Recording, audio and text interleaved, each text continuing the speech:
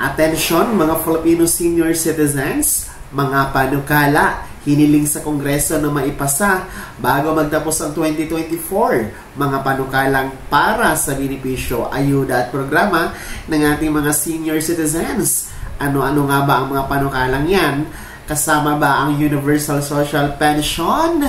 Pag-uusapan natin sa video na ito.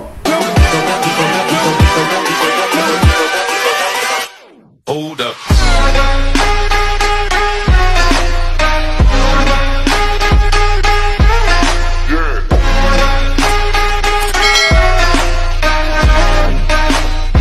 Hello mga ka-vlogs! Welcome dito sa aking YouTube channel. Magandang araw po sa lahat ng mga manonood. Saan po kayong dako sa mundo? Kumusta mga ka-vlogs?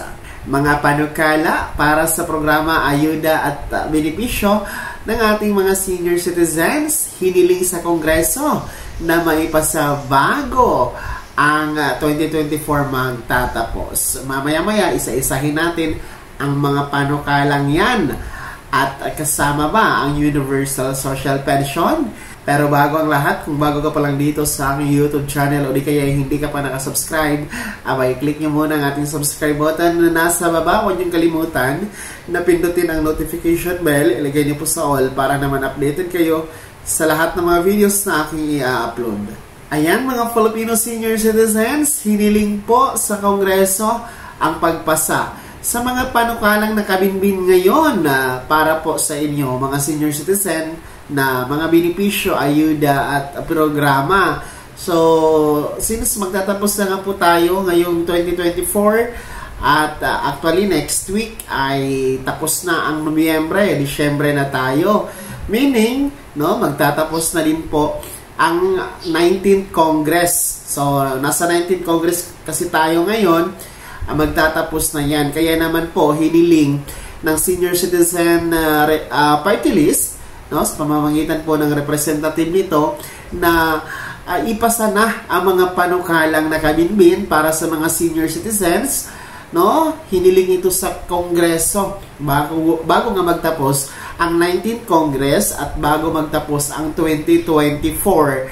Ayon po ito sa isang pagtitipon sa Quezon City sa naturang senior citizen party list, kung saan dumalo po ang representative nito kasama ang mga senior citizens. So kabilang po sa mga panukalang nakabinbin ngayon sa Kamara ay gaya po ng pagpapataas ng pensyon na tinatanggap ng mga senior citizen. So may panukala kasi sa Kamara na naglalayong bigyan ng 1,000 pesos monthly pension ang mga indigent, yung mga identified ni DSWD, nasa listahan ni DSWD na mga indigent. So, panukalang 1,000 pesos monthly pension. And yung mga hindi naman po indigent, no, na wala sa listahan ni DSWD, ay magkakaroon po ng 500 pesos na monthly pension. So, whatever kung pensionado or hindi, no, 500 pesos po ang kanilang matatanggap, no, ayon sa panukalang yon. And aside from that, may panukala din po para sa mga senior citizen na magkakasakit, na bigyan po ng libreng pagpapagamot, no, libreng gamot at libreng hospitalization.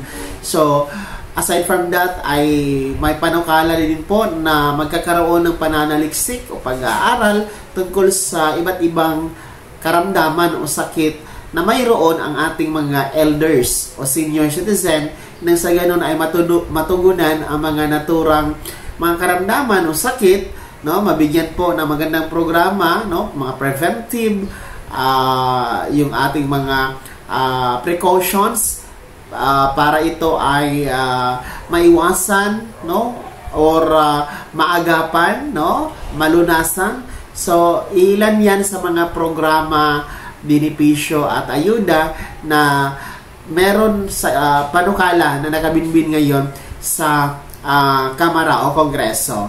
No, ayon po kasi sa senior citizen representative na kung hindi kasi maipasa ang mga panukalang ito bago magtapos itong 2024 or the 19th Congress, kung hindi po maipasa ang mga nasabing panukala ay magba-back to zero. So, babalik sa simula, no? Back to zero po yung proseso sa nasabing mga panukala. Kaya naman po, labis ang kanilang panawagan at kahilingan sa Kongreso na bigyang priority ito, bigyang importansya ito bago po magtapos ang 19th Congress, no?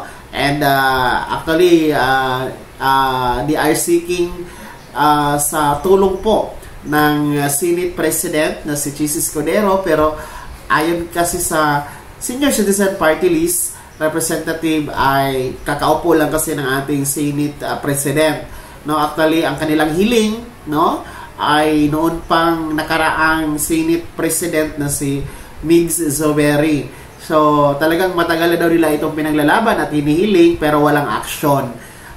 Yun kasi yung problema talaga, no? Kasi kung inyo pong napapansin sa ngayon, ng ating kamara ay napaka-busy po sa kanilang mga hearing, napaka-busy sa kanilang mga investigasyon. Doon sila nakatutok kasi, no?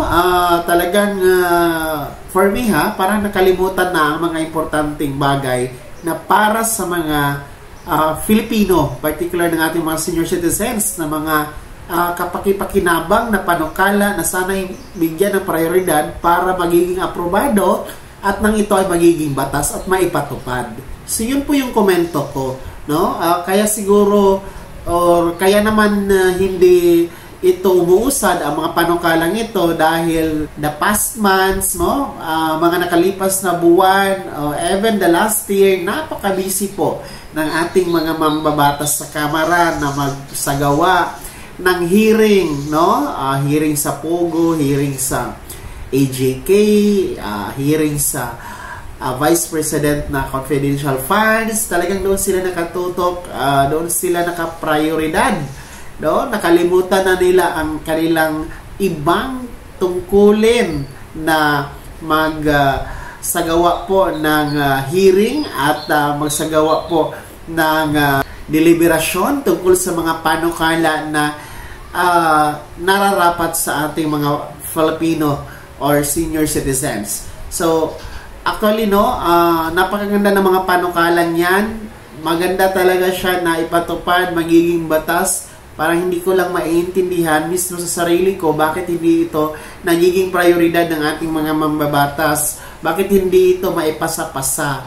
Pero, napakabilis nilang magkaroon ng hearing, magkaroon ng mga diskusyon sa mga hindi naman po siguro prioridad sa ngayon. Di ba po mga senior citizen? Agree po ba kayo? Well, sa mga nagtatanong po kung ang Universal Social Pension ay kasama ba sa hiniling, no, sa Kamara na ito ay ipasa, well, hindi po siya kasama dahil ang naturang Universal Social Pension Bill ay pasado na po. No, noon pa mga nakaraang buwan, pasado na po ito sa third and final reading sa Kamara. So, meaning, lusot na siya sa hanay ng Kamara. Ang susunod nito ay sa Senado na naman. So, ang Universal Social Pension Bill ay hindi po siya apektado for this 19th Congress kung magtatapos man. No? Hindi siya magbaback to zero kasi pasado na nga po siya sa Kamara. So, antay na lamang natin ito na magkakaroon po ng deliberasyon sa hanay ng Senado, no, ang Universal Social Pension Bill, no, kung ito ay magiging pasado sa kanila, abay magiging batas ito at magkaroon po kayo ng tig-1,000 piso na buwan ng pensyon mga Filipino senior citizens. Kaya huwag mag-alala, no, na maapektuhan itong Universal Social Pension Bill dahil aprobado na yan sa Kamara nitong 19th Congress. Kayo, mga Filipino senior citizens, ano po ba ang komento ninyo sa balitang ito? Sang-ayon po ba kayo, no, na talagang itong ating mga mambabatas dyan sa Kamara, no, mas nakafocus sila sa mga investigation, mga hearing, no, kaysa i-priority ang inyong mga panukala na dapat sana ay mapapakinabangan ng ating mga Filipino senior citizens, no? Ano po ang panawagan ninyo sa ating Kongreso, ating mga mambabatas? i-komento nyo na sa comment section na nasa baba. Pakilakip man yung buong pangalan at kung taga saan kayo. Bago ko magtapos sa video na to, kung gusto nyo pong sumuporta sa aking YouTube channel, maaari nyo pong i-click ang ating super thanks button na nasa baba. Sa mga gusto maging miyembro, pwede po. I-click nyo po ang ating join button. Maraming perks dyan. Mga ka-vlogs, maging miyembro kayo sa aking YouTube channel. Sana'y naging gabay ang video na to kahit paano napag-uusapan natin ang mga mahahalagang bagay-bagay na may kinalaman sa benepisyo, programa at ayuda ng ating mga Filipino senior citizen. Kung hindi ka pa nakasubscribe dito sa aking YouTube channel, maaari nyo nang i-click ang ating subscribe button na nasa baba. Huwag nyo kalimutan na pindutin ang notification bell. Ilagay nyo po sa all para naman updated kayo sa lahat ng mga videos na aking i-upload. Maaari nyo din i-like ang video na to at kung meron ka pang mga katanungan, maaari nyo i-komento sa comment section na nasa baba. Paki-follow na din po ang aking official Facebook page na nasa screen nyo. Muli po, ako si Daniel Timpawa na nagsasabing dito sa aking YouTube channel, pawang katotohanan at lahat totoo lamang.